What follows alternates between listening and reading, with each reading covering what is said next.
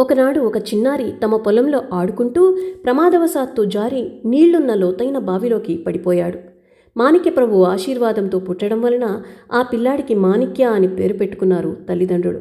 బావిలో పడిపోతూ వాడు శ్రీ మాణిక్యప్రభువును స్మరించి ప్రభువు అని గట్టిగా పిలిచాడు.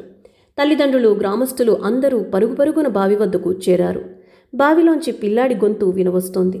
అంత లోతైన బావిలో పడి కూడా పిల్లాడు బ్రతికే ఉండడం అందరినీ ఆశ్చర్యపరిచింది.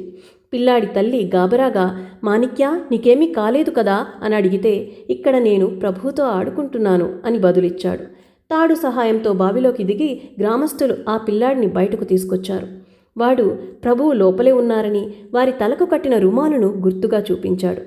కృతజ్ఞతతో ఆ కుటుంబం శ్రీ మాణిక్య ప్రభువును దర్శించగా ప్రభువు ఆ పిల్లాడిని ప్రేమగా దగ్గరకు తీసుకుని, నేను బావిలోకొచ్చానని అందరితో ఎందుకు చెప్పావు అన్నారు.